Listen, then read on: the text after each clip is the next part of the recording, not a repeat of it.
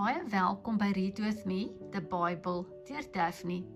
Ek lees Johannes 6 vers 22 tot 46 en dit word vandag voorgelees uit die boodskap.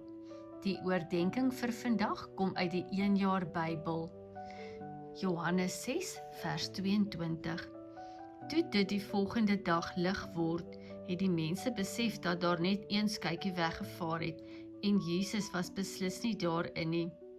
Sy disippels is alleen, sonder hom, daar weg. Intussen het daar ook ander skytjies uit Tiberias daar aangekom. Toe die mense begin besef dat Jesus net so min as sy disippels nog in daardie omgewing is, stroom hulle na die skytjies toe. Hulle sit af in die rigting van Kapernaum, op soek na Jesus. Daar kry hulle hom toe ook. Hulle vra hom toe, Meneer, wanneer het u hier aangekom? Jesus sê toe, hoekom doen julle al die moeite om my so te volg? Dit is definitief nie omdat julle God in my dade raak gesien het nie. Nee, julle doen dit maar net omdat ek vir julle kos gegee en julle lekker geëet het. Moenie al julle energie verspil om gewone kos in die hande te probeer kry nie. Gewone kos eet julle vandag en môre is julle weer van vooraf honger. Doen liewer moeite vir daardie kos wat julle vir altyd aan die lewe sal hou. As julle dit eet, sal julle nooit weer honger word nie. Die Seun van die mens sal daardie kos vir julle kan gee. God, die Vader, staan mos self agter alles wat sy Seun doen. Hulle vra hom toe, help ons asseblief. Wat moet ons doen om God tevrede te stel? Jesus sê toe vir hulle, wil julle weet wat God wil hê julle moet doen?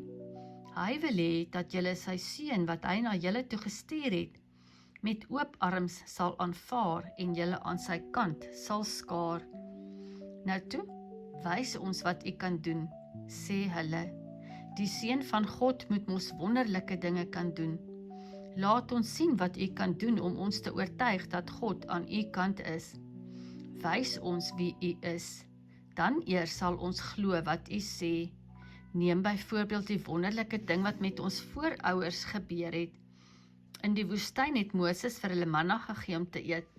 Daar staan geskryf, hy het aan hulle brood uit die hemel gegee om te eet. Jesus antwoord hulle, daardie woorde sê nie dat dit Moses was wat die brood uit die hemel gegee het nie. Dit is eintlik my Vader wat die brood uit die hemel vir julle gee. En dit is nie sommer gewone brood nie. Dit is die ware brood. En weet julle wat is die ware brood? Dit is sy Seun wat uit die hemel kom en die ewige lewe vir mense gee.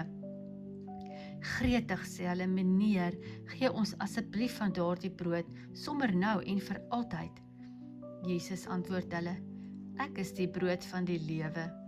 Ek gee die ewige lewe vir mense. As iemand na my toe kom en vat wat ek hom gee, sal hy geestelik heeltemal versadig word. As hy my vertrou, sal hy nooit weer geestelik dors kry nie. Ek noem dit omdat julle gesien het wat ek doen, maar tog wil julle nie glo wat ek vir julle sê nie. Die mense wat na my toe kom, is die mense wat God by my wil hê. As iemand eers eenmaal na my toe gekom het, kan hy volledig op my staat maak. Ek het mos van die hemel afgekom om te doen wat my Vader beplan het. Laat ek julle vertel wat my Vader se plan is. Hy wil nie hê dat een enkele mens wat aan hom en my behoort, iets oorkom nie. Ek moet hulle almal op die laaste dag liggaamlik uit die dood laat opstaan. Sy wens is dat elkeen wat raak sien wie die Seun is en hom met sy hele hart aanvaar, die lewe sal kry wat nooit sal ophou nie. Ek sal daardie persoon op die laaste dag liggaamlik uit die dood laat opstaan. Die Jode het toe onderlangs begin mompel omdat Jesus gesê het dat hy die brood is wat uit die hemel gekom het. Is Josef nie sy pa nie? Ja, nee, ons ken sy pa en ma goed. Ons weet mos waar hy vandaan kom. Hoe kan hy nou hier vir ons kom staan en vertel dat hy uit die hemel uitgekom het? Vir wat staan julle so onder mekaar en mompel? Vra Jesus toe. Spaar julle self die moeite. My Vader wat my gestuur het, trek mense na my toe wat by my hoort. Dit is die mense wat ek op die dag van die wederkoms uit die dood sal laat opstaan. Julle moet dus nie die idee kry dat julle op julle eie sonder my Vader deel sal word van God se familie nie. Een van die boodskappers van God het juist dit bedoel toe hy geskryf het: hulle sal almal leerlinge van God self wees. Elkeen wat dus soos 'n goeie leerling mooi luister wat die Vader sê, sal weet dat hy na my toe moet kom. Daarmee sê ek nie dat iemand anders die Vader al persoonlik gesien het nie, behalwe die Seun. Hy was by die Vader en het van hom afgekom. Hy het eerstehandse kennis van die Vader. Dan die oordenking vir vandag.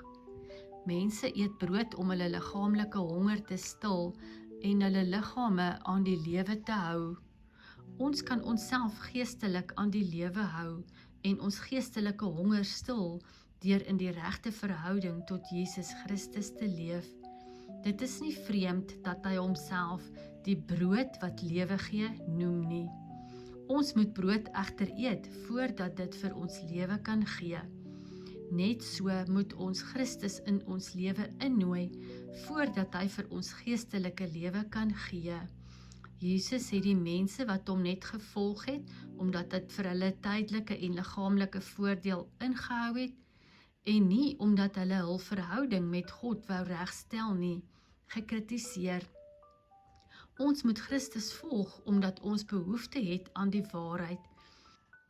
Baie mense gebruik godsdiens net om hulle status te verhoog, geriefliker te kan lewe of stemme te werf. Dit is selfsugtige motiewe. Ware gelowiges volg Jesus net omdat hulle weet dat sy pad die pad van die lewe is, die pad van die ewige lewe. Spreuke vir vandag, Spreuke 21 vers 30 en 31. Teenoor die Here geld geen menslike wysheid, insig of besluit nie. Perde kan afgerig word vir oorlog, maar dit is die Here wat die oorwinning gee. Dankie dat jy vandag saam met my geluister het. Moet my nie volg nie, volg vir Jesus. Al die eer aan God, die Vader, die Seun en die Heilige Gees.